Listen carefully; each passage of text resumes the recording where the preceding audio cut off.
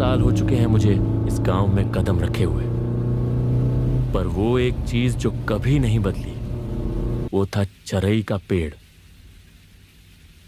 ना तो इस पेड़ के पत्ते कभी झड़ते हैं और ना ही ये पेड़ कभी सूखता है, पर हर बार अमावस्या और पूर्णिमा की रात को किसी न किसी की बलि ले जाता है।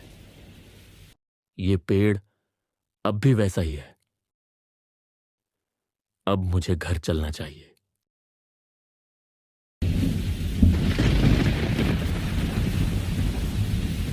अरे ये राघव कहाँ रह गया? अब तक तो आ जाना चाहिए था। और ये बारिश तो रुकने का नाम नहीं ले रही।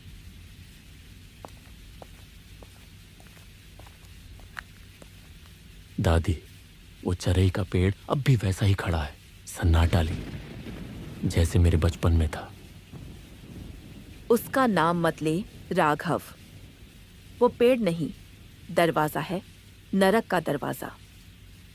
हर साल अमावस्या और पूर्णिमा जब एक साथ पड़ती है तो चरई की आत्मा जागती है, और हर बार कोई न कोई उस पेड़ के नीचे से गायब हो जाता है।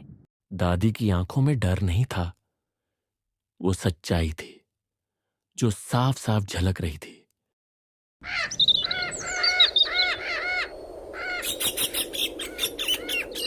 अगले दिन मैं सुबह सुबह अपने बचपन के दोस्त गोपाल से मिलने के लिए निकल पड़ा।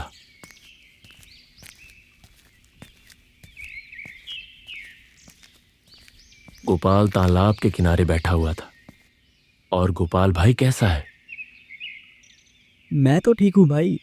तू बता, तू कैसा है और यहाँ कैसे आना हुआ? बस कुछ नहीं, दादी के पास घूमने आया था। तेरी याद आई तो तुझसे मिलने चला आया। भाई एक बात बताइए, चरई के पेड़ का क्या रहस्य है? तुम्हें याद है गीता दीदी, जो अमावस्या की रात को उस पेड़ के नीचे से गायब हुई थी, और हमने उस रात उन्हें किसी लाल साड़ी वाली औरत के पीछे जाते हुए देखा था, जो बहुत डरावनी लग रही थी। गीता दीदी, जैसे ही हमारी आंखों से ओझल हुई, वैसे ही एक चीख सुनाई पड़ी थी और हम दोनों डर के मारे वहां से भाग गए थे। हाँ, मुझे सब याद आ गया। लेकिन क्या हर पूर्णिमा और अमावस्या को किसी ना किसी निर्दोष का बलिदान होगा? नहीं, मैं ऐसे निर्दोष लोगों की जान नहीं जाने दे सकता। हमें कुछ ना कुछ करना होगा। गोपाल, क्या इस गांव में कोई साधु बाबा या पंडित जी हैं? हाँ, पास में ही एक मंदिर है। वहाँ के पुजारी दीनानाथ जी, वो हमारी सहायता कर सकते हैं। मैं और गोपाल हम बिना देरी किए पंडित जी के पास पहुंचते हैं। राम राम पंडित जी। पंडित जी, हमें ये बताइए, ये चरई के पेड़ नाम की बला का क्या समाधान है? मैं हर साल लोगों की जानें जाते हुए नहीं देख सकता। पहली बार कोई उस पेड़ के समाधान और गांव वालों की सहायता के लिए आगे बढ़ा है। मैं तुम्हारी सहायता अवश्य करूंगा। चिरई की आत्मा पूर्णिमा और अमावस्या जब दोनों साथ में पड़ती हैं, तब उसकी आत्मा जाग जाती है और अपना बलिदान ढूंढने लगती है। हमें चिरई की आत्मा को मुक्त करना होगा, लेकिन ये सब उसी रात को संभव हो सकता है जब अमावस्या और पूर्णिमा दोनों साथ में पड़ रही हों। और कल वही रात है। हमें कल रात यज्ञ करना होगा, किंतु इस यज्ञ में बहुत खतरा है। मैं ये यज्ञ अकेला नहीं कर सकता। इस यज्ञ में मुझे तुम दोनों का साथ चाहिए होगा। चिंता मत कीजिए, हम आपके साथ हैं।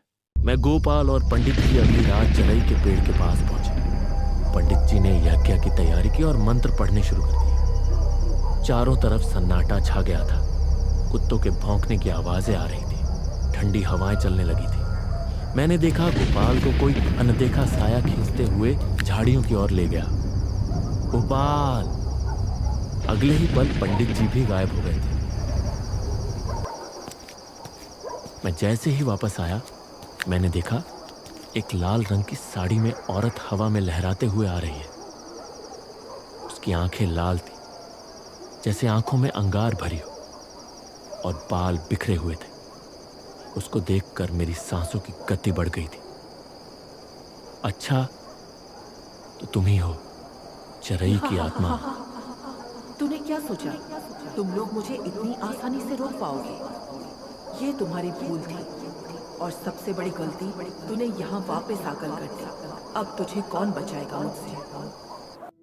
आखिर क्या हुआ उस रात राघव के साथ? क्या राघव बच पाया होगा? जानने के लिए देखिए अगला पार्ट। अगर आपको हमारी वीडियो पसंद आई हो तो वीडियो को लाइक करें, चैनल को सब्सक्राइब करें और बेल नोटिफिकेशन दबाना ना भूलें।